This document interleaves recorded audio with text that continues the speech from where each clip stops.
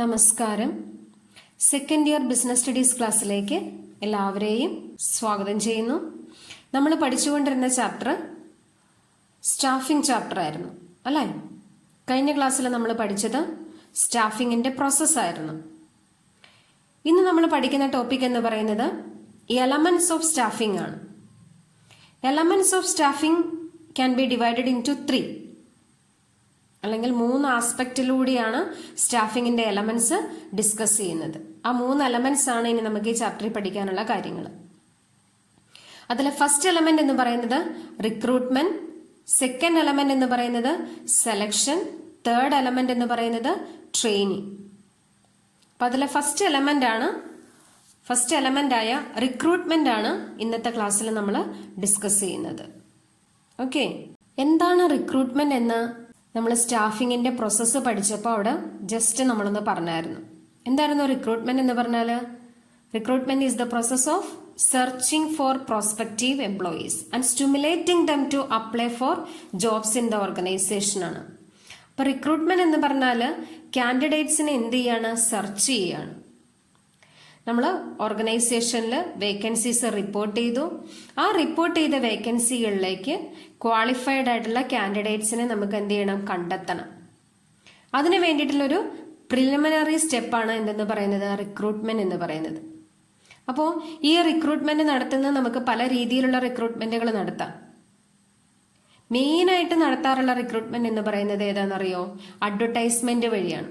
നിങ്ങൾ പലതരത്തിലുള്ള അഡ്വർടൈസ്മെന്റുകളും കണ്ടിട്ടുണ്ടായിരിക്കും അല്ലേ? തൊഴിൽ വീഥി, തൊഴിൽ വാർത്ത എന്നൊക്കെ പറയുന്നതിൽ പലതരത്തിലുള്ള അഡ്വർടൈസ്മെന്റുകളും വരാറുണ്ട്.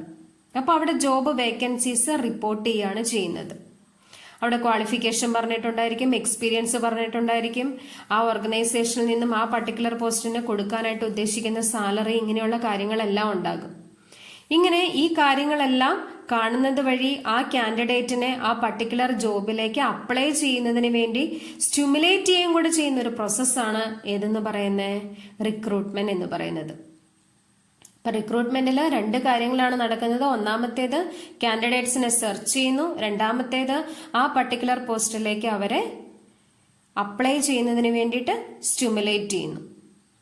ഓക്കെ, നെക്സ്റ്റ് വളരെ പ്രധാനപ്പെട്ട ഒരു ടോപ്പിക്കാണ് സോഴ്സസ് ഓഫ് റിക്രൂട്ട്മെന്റ്. ഈ റിക്രൂട്ട്മെന്റിന്റെ സോഴ്സസ് എവിടെ നിന്നാണ് നമ്മൾ ഈ ആളുകളെ കണ്ടെത്തുന്നത്, ഇതിന്റെ ഉറവിടം എവിടെയാണ് എന്നുള്ളതാണ് നെക്സ്റ്റ് ടോപ്പിക് പറയുന്നത്. വളരെ പ്രധാനപ്പെട്ട ടോപ്പിക്കാണ് സോഴ്സസ് ഓഫ് റിക്രൂട്ട്മെന്റ്.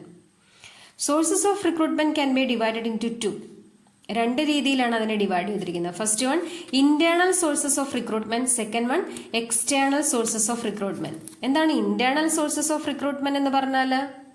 കാൻഡിഡേറ്റ്സിനെ നമ്മൾ എവിടെ നിന്ന് തന്നെ കണ്ടെത്തുകയാണ്? വിത്തിൻ ദ ഓർഗനൈസേഷൻ ആണ്. ഓർഗനൈസേഷനിൽ നേരത്തെ പ്രവർത്തിച്ചുകൊണ്ടിരുന്ന ആളുകളിൽ നിന്ന് തന്നെ നമ്മൾ കണ്ടെത്തുന്നതിനെയാണ് ഇന്റേണൽ സോഴ്സ് ഓഫ് റിക്രൂട്ട്മെന്റ് എന്ന് പറയുന്നത്. Candidates are recruited from within the organisation. എങ്ങനെയൊക്കെയാണ് വിത്തിൻ ദ ഓർഗനൈസേഷനിൽ നിന്ന് കാൻഡിഡേറ്റ്സിനെ കണ്ടെത്തുന്നത് എന്നുള്ളത് നമുക്ക് നോക്കാം. അതായത് ഇന്റേണൽ സോഴ്സ് ഓഫ് റിക്രൂട്ട്മെന്റിന്റെ ക്ലാസിഫിക്കേഷൻ ആണ്. അത് 2 ആയിട്ടാണ് വരുന്നത്. First one transfer, second one promotion. എന്താണ് ട്രാൻസ്ഫർ എന്ന് പറഞ്ഞാൽ? Moving an employee from one place to another place or moving an employee from one job to another job അല്ലേ? അപ്പോൾ ഒരു സ്ഥലത്ത് നിന്നും മറ്റൊരു സ്ഥലത്തേക്കോ അല്ലെങ്കിൽ ഒരു ജോലിയിൽ നിന്നും മറ്റൊരു ജോലിയിലേക്കോ മാറ്റം കൊടുക്കുന്നു. പക്ഷേ അയാളുടെ റെസ്പോൺസിബിലിറ്റിയിലോ അയാളുടെ സ്റ്റാറ്റസിലോ അയാൾക്ക് കിട്ടുന്ന റെമ്യൂണറേഷനിലോ ഇതിലൊന്നും ഒരു രീതിയിലുള്ള മാറ്റവുമില്ല. അപ്പൊ ഇത്തരത്തിൽ മാറ്റം കൊടുക്കുന്നതിനെയാണ് എന്തെന്ന് പറയുന്നത്? ട്രാൻസ്ഫർ എന്ന് പറയുന്നത്. Moving an employee from one place to another place or moving an employee from one job to another job. Okay, second element ആണ് promotion. Promotion means moving an employee from one position to higher position അല്ലെങ്കിൽ from lower position to higher position. അതുകൊണ്ടുള്ള നേട്ടം എന്താണ്? ആയിരിക്കുന്ന പദവിയിൽ നിന്നും ഉയർന്ന പൊസിഷനിലേക്ക് മാറുമ്പോൾ തീർച്ചയായിട്ടും അയാൾക്ക് റെസ്പോൺസിബിലിറ്റി കൂടുന്നു, അതുപോലെ തന്നെ കിട്ടിക്കൊണ്ടിരുന്ന റെമ്യൂണറേഷനിൽ ചേഞ്ചസ് വരുന്നു. അങ്ങനെ എല്ലാ തരത്തിലും ചേഞ്ചസ് വരുന്ന ഒന്നാണ് ഏതെന്ന് പറയുന്നത്? പ്രൊമോഷൻ എന്ന് പറയുന്നത്. അപ്പോൾ 2 എലമെന്റ് ആണ് ഇന്റേണൽ സോഴ്സസ് ഓഫ് റിക്രൂട്ട്മെന്റിൽ വരുന്നത്. First one transfer, second one promotion. Okay, next topic advantages and disadvantages of internal sources of recruitment ആണ്. നമുക്കറിയാവുന്ന സിമ്പിൾ ആയിട്ടുള്ള പോയിന്റുകളാണ് അഡ്വാൻറ്റേജസും ഡിസഡ്വാൻറ്റേജസും ആയിട്ട് വരുന്നത്. ഫസ്റ്റ് നമുക്ക് advantages of internal sources of recruitment നോക്കാം. അതിലെ first point sense of security, അതായത് എംപ്ലോയീസിന്റെ ഇടയിൽ ഒരു സെക്യൂരിറ്റി ഫീലിങ്സ് തീർച്ചയായിട്ടും പ്രൊവൈഡ് ചെയ്യാനായിട്ട് സാധിക്കുന്നു. ദെൻ സെക്കൻഡ് പോയിന്റ് പറയുന്ന ലോയൽറ്റി, എന്താണ്, നമ്മൾ ജോലി ചെയ്യുന്ന ആ സ്ഥാപനത്തിനോട് കൂറു പുലർത്താനായിട്ട് സാധിക്കുന്നു, ലോയൽറ്റിയോടുകൂടി പ്രവർത്തിക്കാനായിട്ട് എംപ്ലോയീസിന് സാധിക്കുന്നു. തേർഡ് പോയിന്റ് എന്ന് പറയുന്നത് എംപ്ലോയി മോട്ടിവേഷൻ, എംപ്ലോയീസിന് കൊടുക്കുന്ന ഒരു മോട്ടിവേഷനാണ് ഇതെന്ന് പറയുന്നത് ഈ പ്രൊമോഷൻ എന്ന് പറയുന്നത്. നെക്സ്റ്റ് പോയിന്റ് എന്ന് പറയുന്നത് ഇന്റേണൽ സോഴ്സ് എന്ന് പറയുന്നത് എക്കണോമിക്കലാണ്. It is an economical source of recruitment. ബിസിനസിനെ സംബന്ധിച്ച് വളരെയധികം സാമ്പത്തികമായിട്ട് നേട്ടമുണ്ടാക്കി കൊടുക്കുന്ന ഒന്നാണ്. ഇപ്പോൾ പുതുതായിട്ട് കാൻഡിഡേറ്റ്സിനെ കണ്ടെത്തേണ്ടി വരിക എന്ന് പറഞ്ഞാൽ അഡ്വർടൈസ്മെന്റ് കൊടുക്കണം, സെലക്ഷൻ പ്രൊസീജിയർ നടത്തണം, ഇങ്ങനെ ഒട്ടനവധി പ്രൊസീജിയർ ഉണ്ട്. അപ്പോൾ ഇതൊന്നും ഇല്ലാതെ ഡയറക്റ്റ് ആയിട്ട് കാൻഡിഡേറ്റ്സിനെ കണ്ടെത്താനായിട്ട് സാധിക്കുന്നു. അതുകൊണ്ട് തന്നെ എക്കണോമിക്കലാണ്. നെക്സ്റ്റ് പോയിന്റ് പറയുന്നു എംപ്ലോയ്മെന്റ് കണ്ടിന്യൂറ്റി. അവർ ചെയ്തുകൊണ്ടിരിക്കുന്ന ജോലിയിൽ അവർക്ക് എന്ത് കിട്ടുകയാണ്? കണ്ടിന്യൂറ്റി കിട്ടുകയാണ്. Next point better relationship. Employer employee തമ്മിൽ ഒരു ഗുഡ് റിലേഷൻഷിപ്പ് മെയിൻറ്റെയിൻ ചെയ്തു പോകാനായിട്ട് സാധിക്കുന്നു. ഓക്കെ, അപ്പോൾ ഇത്രയും മെറിറ്റ്സ് ആണ് ഇന്റേണൽ സോഴ്സസ് ഓഫ് റിക്രൂട്ട്മെന്റിൽ വരുന്നത്. Okay, next topic disadvantages of internal sources ആണ്. ഏതൊക്കെയാണ് ഡിസഡ്വാൻറ്റേജസ് എന്ന് നമുക്ക് നോക്കാം. First point no infusion of new blood. യങ്സ്റ്റേഴ്സിന് അല്ലെങ്കിൽ ഔട്ട്സൈഡ് ദ ഓർഗനൈസേഷനിലുള്ളവർക്ക് അവസരം കിട്ടുന്നില്ല. No infusion of new blood.